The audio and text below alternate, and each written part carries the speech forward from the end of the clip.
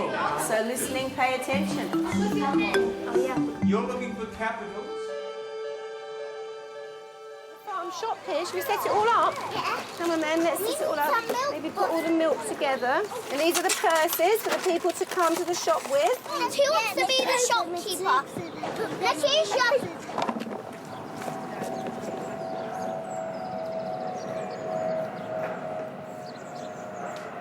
The reception class of Christchurch primary schools starting a new project. They're finding out what happens down on the farm with the help of their teacher, Sarah Jackson. How many altogether? 2 add 3. How can we find out the answer to that? 3, 4, 5. Sarah's been working in the foundation stage for 10 years, and she's trying to break away from the limitations of the classroom by encouraging structured play outside. This cows udders. Look at the udders. Ah, don't put it on my shoe. She needs some reassurance that she's moving in the right direction and has asked John Bayley to take a look. Yes.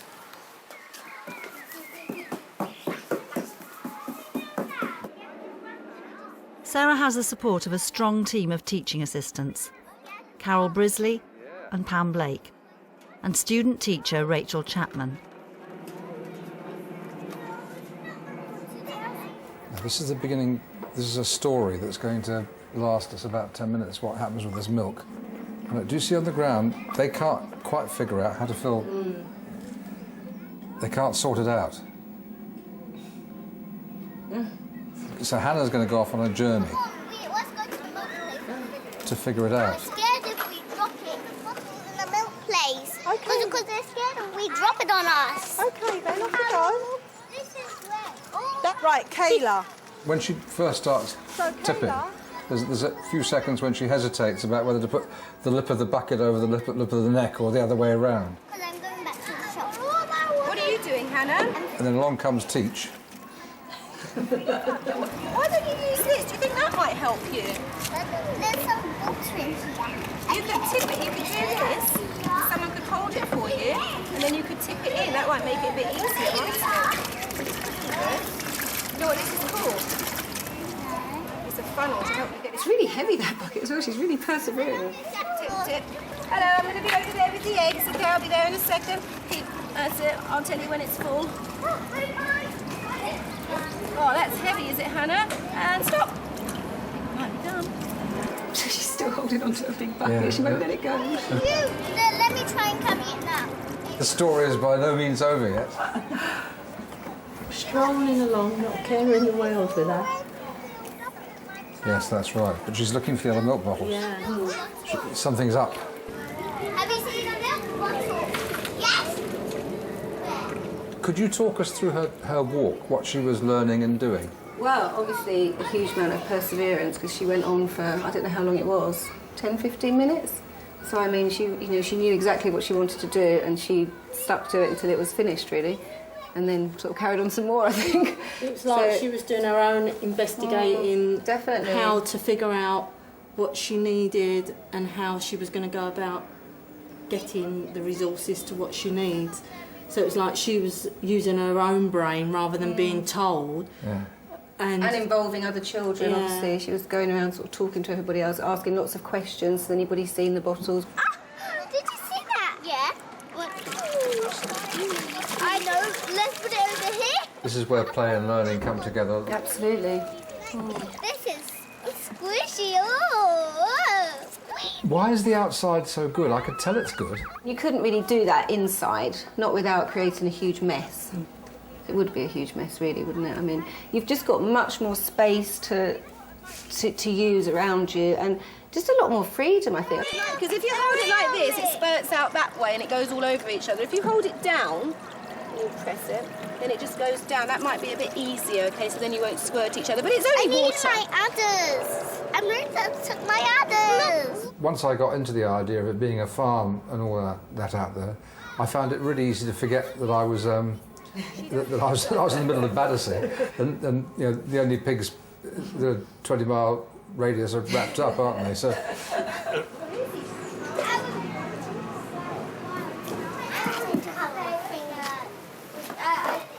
I think it's just everything's on a larger scale, isn't it? The painting's on a bigger scale.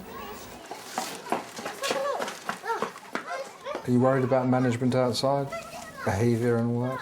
It doesn't really happen. I mean, there's a very, very strong behaviour system in the school anyway, all the way through the school, but I think they just, because there is so much for them to do, there doesn't seem to really be huge conflicts. It just doesn't really happen. And when it does, it's dealt with really quickly. I'm coming back soon. With half the children outside, the classroom's a more relaxed place to work. One of the things that I realised is that it's not just what happens on the playground, it's what it leaves behind. And the fact that you can work in a more quiet way with some children in the room inside. I actually got the chance to get in the home corner and to play with them, and all this talking that was going on, which was particularly important for the two children that I had in there with me. If the whole class is in here, you just don't get that, do you? So it's less noisy, so they Especially can concentrate. when they're writing or reading, they need that concentration. And there's more space as well. They're not all kind of crammed up. There's more space to move around and choose your own activities. So there's always like a chair somewhere for them to go. Pam's assigned to Monique for most of the day. What are you doing now, Monique?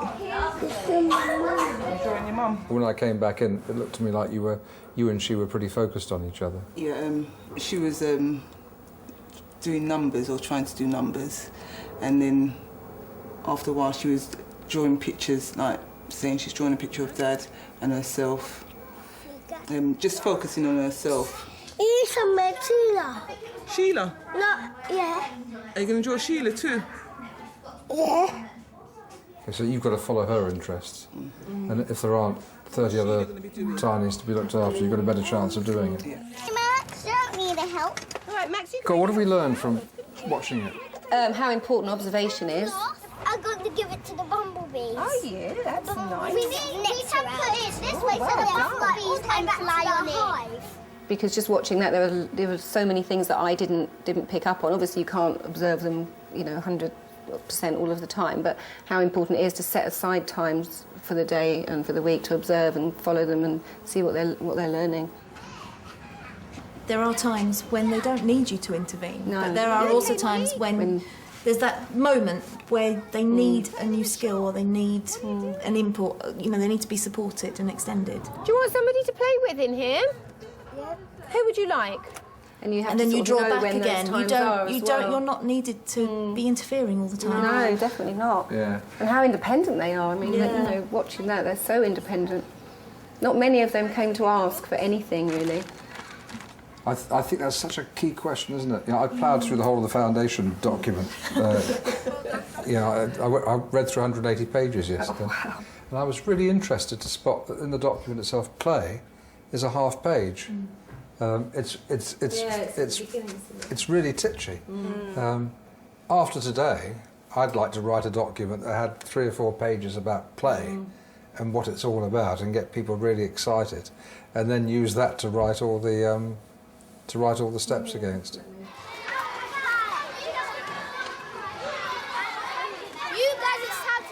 Many schools have taken up the idea of using structured play during the early years, but John sees the work of Sarah and her team as exemplary for allowing the children just the right amount of freedom. It's an owl's hole where they can see the stars, isn't it? It's from inside their tree. Overnight, John's done some thinking about the use of play and feels it needs to be differentiated, just like learning. There's a kind of gradation of activities, because sometimes we're seeing children playing on their own and just spending time figuring it out. And then there are children in their 1s and 2s. And sometimes in those 1s and 2s, someone comes up and joins them, then leaves them.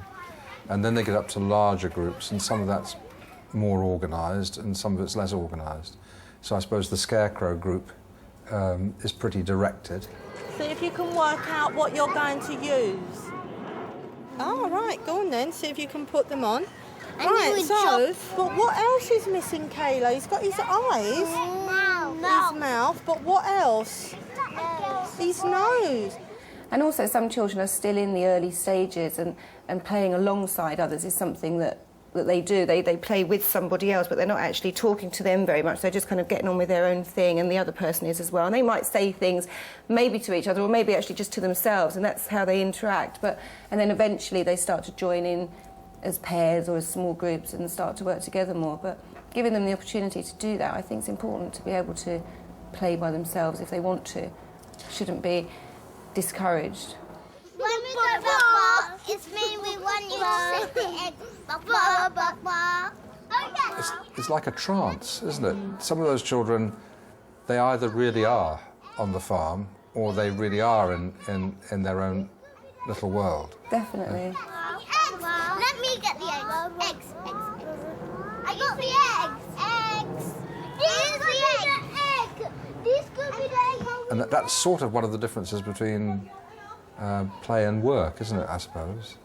Definitely. When they're in that trance, they believe that that's what they're doing, and it's important for adults to do that as well, and to sort of go in and sit with them and pretend that you're in the shop and you want to buy something and act like a 3-year-old as well, because it's important for them to see how all the things work. Which animal would you like me to be?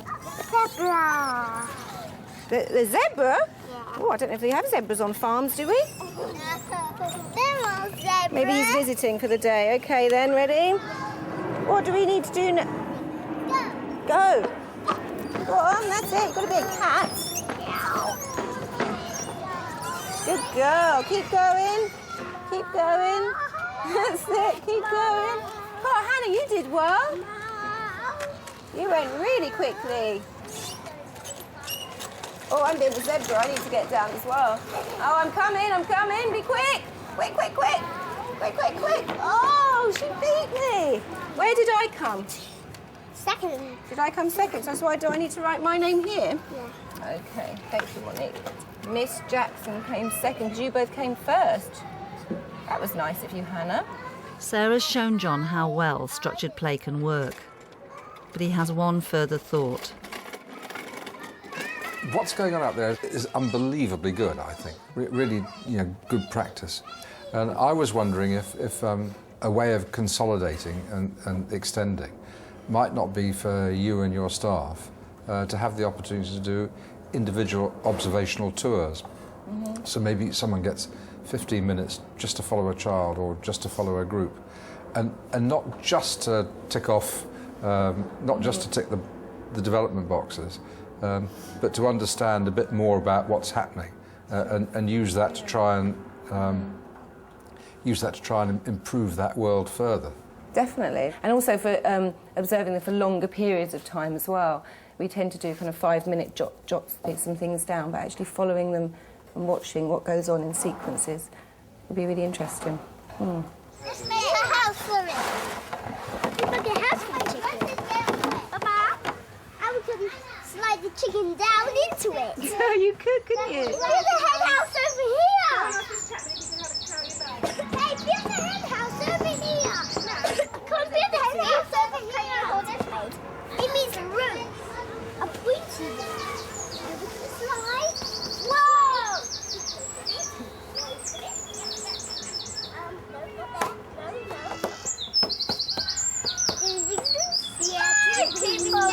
Yes, you are doing it.